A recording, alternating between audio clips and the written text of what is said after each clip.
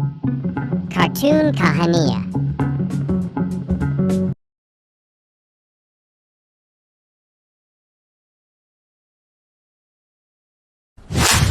उषा के दो बेटे थे, ऋषभ और सुनील। ऋषभ उसका सौतेला बेटा था। उषा हमेशा ही अपने सगे बेटे सुनील को ज्यादा प्यार करती थी। सुनील की शादी हो चुकी थी और ऋषभ की शादी भी निशा नाम की लड़की से हो जाती है। उषा सुनील की पत्नी कीर्ति को ज्यादा प्यार करती थी। एक दिन वो अपनी बहू कीर्ति के लिए साड़ी ले आती है। ये लो बहू, तुम्हारे लिए साड़ी लाई हूँ। कल पड़ोस की शादी में जाना है ना, तुम यही पहन कर चलना। तभी वहां ऋषभ आ जाता है। अरे माँ, तुम निशा के लिए साड़ी नहीं लाई? वो भी तो कल शादी में जाएगी ना?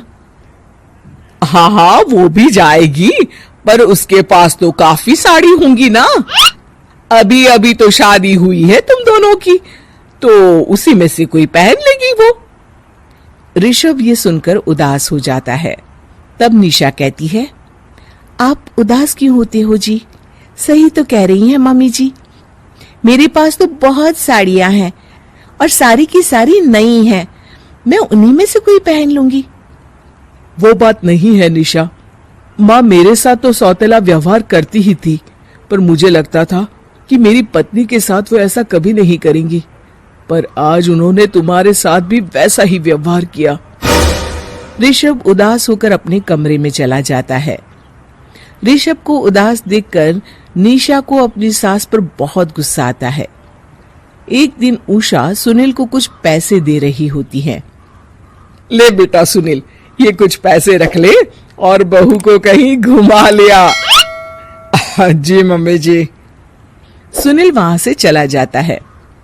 मम्मी जी, आपने इन्हें तो कभी पैसे नहीं दिए। ऐसा सौतेला व्यवहार आप क्यों करती हैं? बहू, ये किस तरह से बात कर रही हो तुम अपनी सास से? कोई ऐसे सवाल करता है कि अपनी सासू से? सास? अरे जिस दिन से मैं इस घर में आई हूं ना, आपने तो मुझे अपनी बहू माना ही नहीं। हमेशा कीर्ति भाभी के लिए ही सब कुछ लाती हैं। मुझे तो आज तक आपने कुछ दिया ही नहीं। क्या मैं जानती नहीं कि आप ऐसा क्यों करती हैं? देख निशा, तू अपना काम कर, समझी?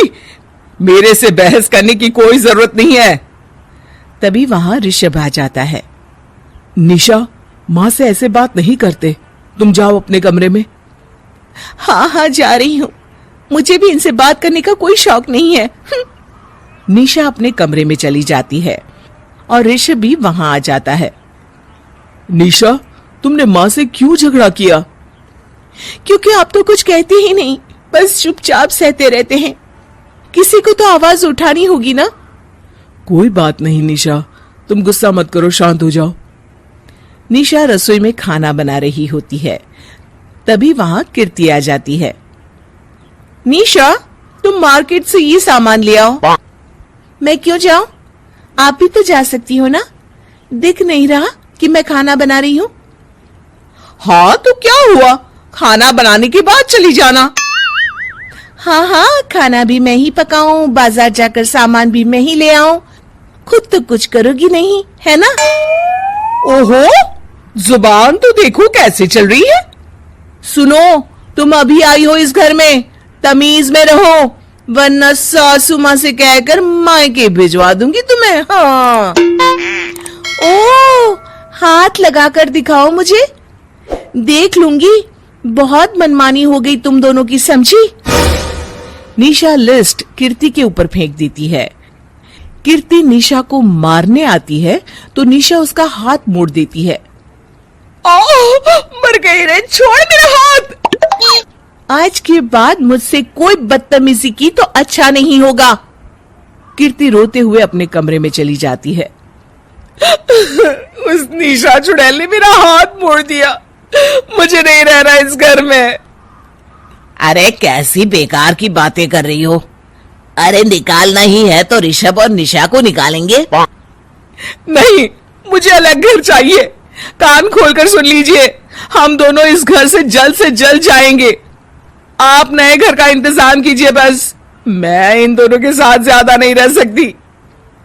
हाँ, वैसे मैं भी कुछ दिनों से सोच रहा था। अच्छा हुआ तुमने कह दिया, मैं माँ को भी बता देता हूँ। माँ, वो क्या करेंगी तुम्हारे साथ जाकर? मैं चाहती हूँ कि तुम और मैं, बस हम दोनों ही कहीं शिफ्ट हो जाएं, इस सब झमेले से दूर। अरे पर माँ को यहाँ छोड़कर इस तरह से जाना ठीक नहीं रहेगा कीर्ति। वैसे वो तुम्हें कितना प्यार भी तो करती हैं। नाम का ख्याल रखती है, क्योंकि तुम सगे बेटे हो ना, इसलिए। तुम अगर सौतेले होते तो मेरे साथ भी ऐसे ही सलूक करती जैसे अभी तुम्हारे सौतेले भाई और उसकी पत्नी से करती है। अरे पर फिर भी कुछ भी नहीं। देखो, या तो हम दोनों इस घर से कहीं दूर जाएंगे या फिर मैं अपने मायके चली जाऊंगी। हाँ, बता देती हूँ। अच्छा बाबा, अच्छा ठीक है। सुनील अपनी माँ से बात करने आता है। माँ, मैं सोच रहा हूँ कि कीर्ति के साथ अलग घर में शिफ्ट हो जाऊं। अरे वाह बेटा, ये तो बहुत अच्छा सोचा है तुमने। कब शिफ्ट होना है हमें? मैं भी पैकिंग कर लेती हूँ। अब नहीं माँ, मैं और कीर्ति ही जाएंगे बस। आप तो यहीं रहो, ये पुश्तैनी घर भी है ना आपका। अरे बेटा, तू तो मेरा सगा बेटा है, तू ही मेरे साथ ऐसा कर रहा है, मुझे अपने साथ ले जा बेटा। तभी वहां कीर्ति आ जाती है। अरे माँ, आपको पता भी है कि किराए के घर में कितना खर्चा होता है, और अगर आपको भी लेकर गए तो और खर्चा होगा। आप तो बस यहीं रहो, इसी घर में। कोई बात नहीं सुनील, तुम लोग चले जाओ, माँ यहीं रहेंगी हमारे साथ, हम माँ का ख्याल रखेंगे, तुम लोग अपनी गृहस्थी संभालो। निशा को ये देखकर बहुत खुशी होती है। वो मन ही मन सोचती है, अब आया ना ऊंट पहाड़ के नीचे, अब मम्मी जी को पता चलेगा। बड़ा सगा और सौतेला करती रहती थी। सगा बेटा तो जा रहा है छोड़कर, अब आएगी इन्हें अकल, और नहीं आई तो मैं अल्लाह कर रहूंगी। निशा अपनी सास को कैसे अपने सौतेले बेटे से मिलाएगी, जानने के लिए देखिए सौतेली माँ पार्ट 2।